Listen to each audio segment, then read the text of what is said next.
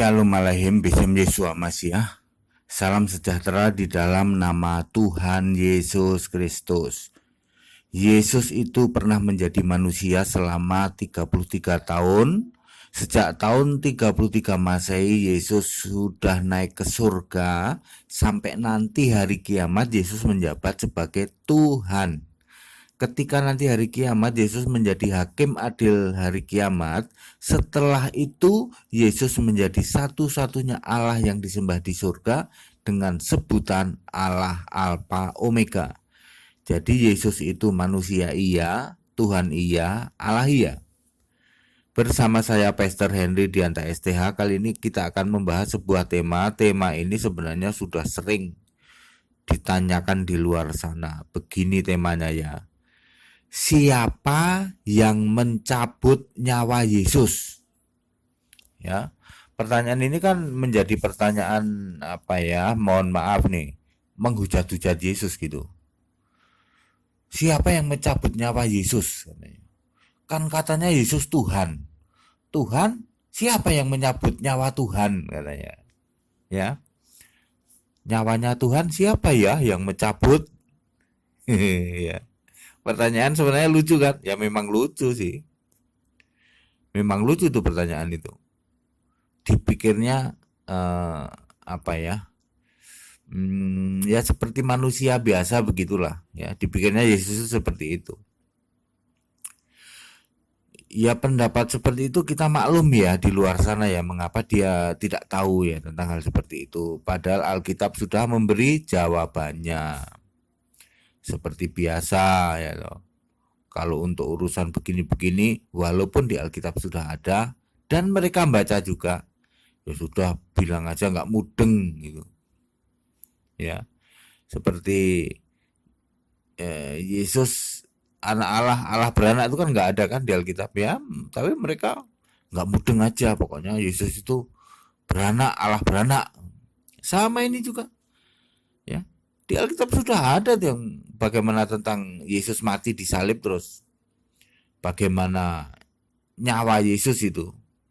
Ya, pertanyaan mereka itu kan siapa yang mencabut nyawa Yesus itu? Kok bisa mati Tuhannya gitu. Sebenarnya inti pertanyaan itu pengen mengatakan begini loh. Tuh loh, ada yang lebih berkuasa dari Tuhanmu. Tuhanmu orang Kristen itu ada yang lebih berkuasa, yaitu Allah. Tuhan orang Kristen itu, Yesus itu aja nyawanya dicabut. Tuhanmu itu bisa mati gitu loh. Intinya sebenarnya ingin mengarah ke sana. Walaupun sebenarnya itu saya mau pakai istilah mempermalukan diri sendiri. Tuhan kok bisa mati. Yang bilang Tuhan bisa mati ya siapa? Ya. Mempermalukan diri sendiri kan iya dong. Yesus manusia kok dibilang Tuhan, dikira Tuhan. Baik saudara-saudara, sebenarnya jawabannya ada di Alkitab ya. Ya karena pertanyaan seperti ini kan pertanyaan turun-temurun gitu. Katanya bagaimana? Ada 101 pertanyaan yang mustahil bisa dijawab oleh orang Kristen katanya gitu. Ya uploadan saya mengupload di YouTube kayaknya sudah menyentuh angka 100. Dan mudah-mudahan itu menjawab yang 101 itu. Ya. Ya, saya sih tidak mendasarkan pada itu, tapi semua khotbah audio saya memang untuk tema-tema yang update gitu. Ya hal yang rada sering pertanyaan-pertanyaan yang rada aneh-aneh gitu. Ya, termasuk misalnya Yahudi saja menyalibkan Yesus, mengapa Kristen menuhankan Yesus, itu kan masuk salah satu dari list pertanyaan 100 pertanyaan atau 110 pertanyaan atau 111 atau disebutnya 1001 katanya. 1001 atau berapapun pertanyaan yang mustahil bisa dijawab orang Kristen gitu kan. Itu salah satunya Yahudi saja menyalibkan Yesus, mengapa Yesus menuhankan Yesus. Lalu lagi ada juga Adam tidak berbapak, kenapa tidak dituhankan? Yesus tidak berbapak, kenapa Yesus dituhankan? Ya gitu misalnya ya. Ini salah satunya juga ini. Siapa yang mencabut nyawa Yesus? Ini pertanyaan yang mustahil bisa terjawab. Ya, sama dengan misalnya kalau sudah dijamin selamat, kenapa nggak bunuh diri saja? Gitu ya. Baik saudara-saudara, mengapa ini saya sampaikan? Kan ini jawabannya soal yang ini, siapa yang mencabut nyawa Yesus? Ini Alkitab sendiri sudah menjawab. Ya, kalau baca mudah banget kok. Ya, saya akan sebutkan 3 ayat saja ya. Pembacaan Alkitab kita dari Matius 27 ayat 50. Matius 27 ayat 50. Yesus berseru pula dengan suara nyaring, lalu menyerahkan nyawanya. Dan nanti silahkan dibaca berikutnya, di situ ada bait Allah terbelah dua, terus ada gempa bumi, terus kubur-kubur terbuka, kuburan terbuka, gitu ya. Sekarang Markus 15 ayat 37. Lalu berserulah Yesus dengan suara nyaring dan menyerahkan nyawanya. Lukas 23 ayat 46.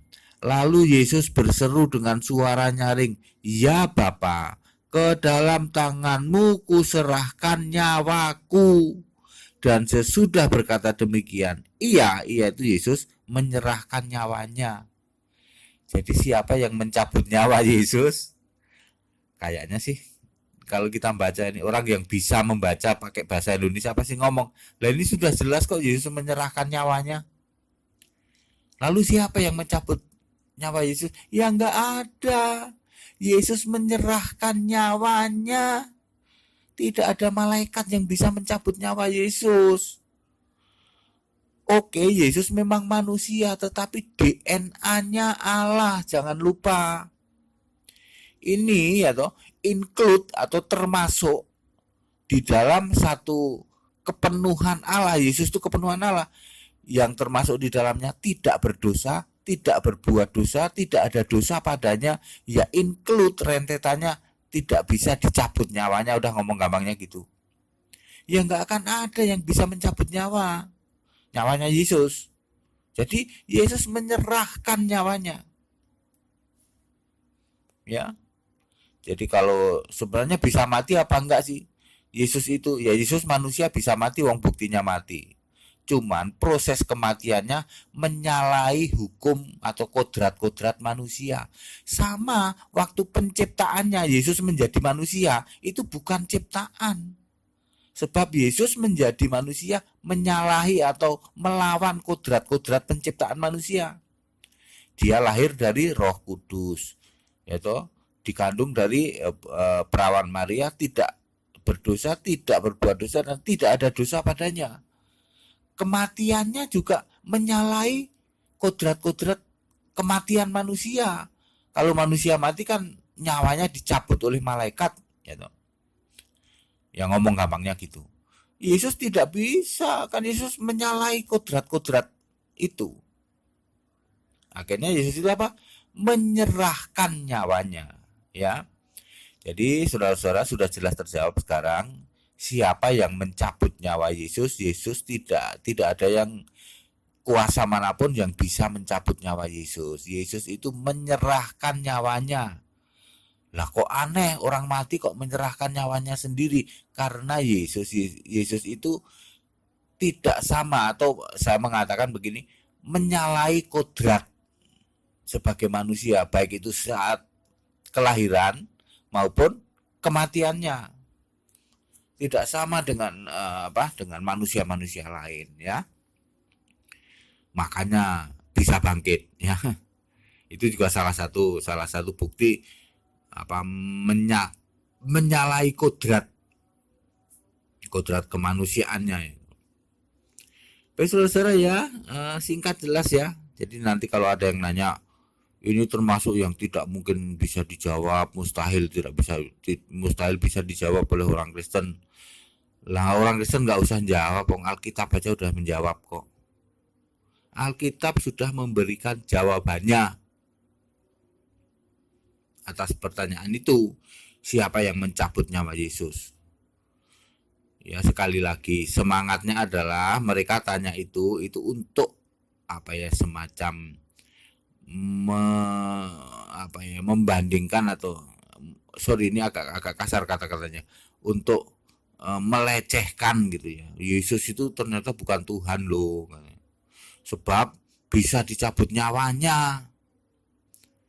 Ya, masuk Tuhan dicabut nyawanya, Tuhan kok nyawanya bisa dicabut, Tuhan kok mati, sebenarnya ingin itu poinnya. Tetapi sudah terjawab di Alkitab. Yesus menyerahkan sendiri nyawanya, menyerahkan nyawanya. Itu jelas banget. Lukas 23 ayat 46. Ya Bapa, ke dalam tanganmu kuserahkan nyawaku. Dan sudah berkata demikian, ia menyerahkan nyawanya tuh. Ya, saudara-saudara, jelas ya? Ya, jelas banget. Juga termasuk nanti pertanyaan-pertanyaan lain yang termasuk di dalam golongan sekian ratus pertanyaan yang mustahil bisa dijawab oleh orang Kristen. Apanya yang mustahil? Anda tanya apa? Ya. Kalau toh hamba Tuhan harus menjawab, ya akan menjawab. Tetapi kalau hamba Tuhan tidak menjawab sekalipun, Alkitab sudah menjawab yang dipertanyakan itu. Kalau saya lebih senang mengatakan begini, mustahil sekian puluh atau sekian ratus pertanyaan ini bisa terjawab oleh orang Kristen. Saya jawab begini, tidak ada mustahil. Anda beli pulsa aja. Lu apa hubungannya? Nah, Anda tinggal klik Google. Silahkan Anda tanya, klik Google. Ada jawabannya. Saya mengatakan 99,9% ada jawabannya. Apa saja yang Anda tanya tentang Kristen, 99,9% ada jawabannya di Google. Jadi syaratnya cuman beli pulsa. Terus Anda searching tuh tiap hari, apa aja yang Anda tanya. Misalnya begini, apakah Yesus pada saat lahir Tuhan atau manusia? Atau apakah Yesus saat lahir sudah jadi Tuhan? Itu pertanyaan yang aneh-aneh kayak gitu. Klik, masukin di Google, nanti Google ada jawabannya. Ya, terus misalnya Yesus bangkit atau dicuri murid-muridnya. Anda punya pertanyaan begitu, silakan klik Google, ya. Atau misalnya yang apa itu, Yesus itu Tuhan apa manusia? Boleh Anda tanya Google, ada jawabannya, ya. Daripada Anda mantep banget ya loh, sudah bikin postingan, siapa yang mencabut nyawa Yesus? Udah bikin postingannya sepertinya mantep banget ya. Tidak ada yang bisa menjawab siapa yang mencabut nyawa Yesus. Kalau ada pendeta yang cerdas silahkan. Katanya. Pendeta kok cerdas ya? Gak ada pendeta cerdas, pendeta hebat. Hamba Tuhan ya. Hamba Tuhan itu makin dipakai Tuhan makin merendahkan diri, ya. Jadi modalnya cuma pulsa, saudara. Kalau Anda yang di luar Kristen, mau nanya, mau pengen tahu berbagai hal, silahkan kembangkan pertanyaan apapun di dalam pikiran Anda. Dengan bahasa yang Anda pahami aja. Nanti masukin Google, klik, ada semua jawabannya. Saya mengatakan 99,9% bisa terjawab. Ya baik saudara ya. Pesan-pesan toleransi saya ulang-ulang, kita ini Indonesia, kita ini Pancasila. Toleransi itu harus, keberagaman wajib disyukuri, bersahabat dengan beda iman itu bisa. Kalau toh di dalam kehidupan sehari-hari kita mendapatkan kenyataan bahwa keimanan kita itu tidak sama, ya tidak apa-apa, toh kita bisa hidup bersama-sama.